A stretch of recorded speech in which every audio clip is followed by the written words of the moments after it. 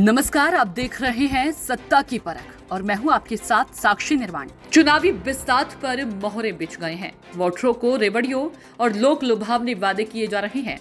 प्रधानमंत्री नरेंद्र मोदी ने चुनाव से पहले ही कमर कस ली और चुनाव वाले राज्यों में एक के बाद एक रैली करने में जुटे हैं। चुनावी दौर में सरकारी पैसा खर्च हो रहा है और इन रैलियों में भाजपा के लिए वोट मांगे जा रहे हैं।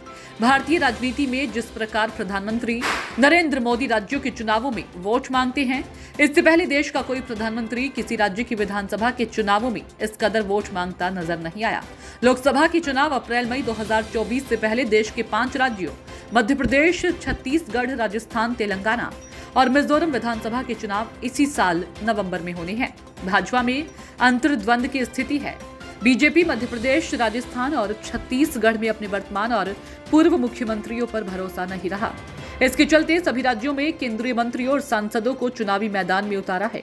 ज्यादातर चुनावों में एक बड़ा चेहरा उतारकर कांग्रेस से उसका चेहरा पूछने वाली भाजपा इस बार मध्य प्रदेश, राजस्थान और छत्तीसगढ़ में सामूहिक नेतृत्व के नारे के साथ चुनाव में उतरने की तैयारी में है, जबकि कांग्रेस तीनों राज्यों में कमलनाथ, अशोक गहलोत और भूपेश बघेल के मुकाबले में भाजपा से उसके चेहरों के नाम जरूर पूछेगी।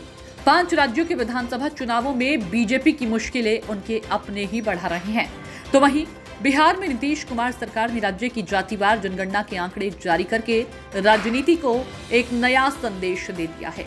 बिहार सरकार के इस कदम से जातीय जनगणना कराने का दबाव केंद्र सरकार पर बढ़ गया है और विपक्ष ने इसे मुद्दा बनाना शुरू कर दिया।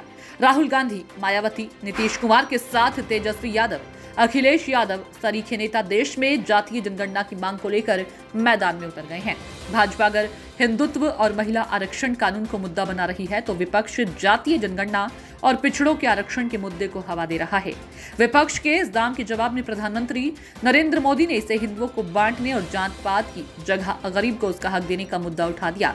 छत्तीसगढ़ की जनसभा में प्रधानमंत्री ने कहा कि अगर जिसकी जितनी आबादी उसको उतना ही हक की बात करनी है तो सबसे ज्यादा आबादी हिंदुओं की है तो सबसे ज्यादा हक उन्हें ही मिलना चाहिए। ऐसा करके क्या कांग्रेस अल्पसंख्यकों का हिस्सा खत्म करना चाहती है?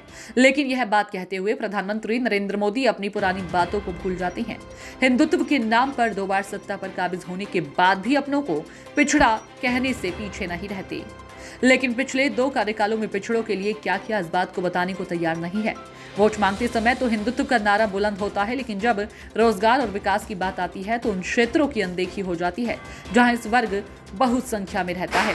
आजादी के इतने सालों बाद भी एससी, एसटी, ओबीसी के अधिकारी कई महत्वपूर्ण विभागों में आज तक किसी भी अफसर तैनात नहीं हो पाए हैं।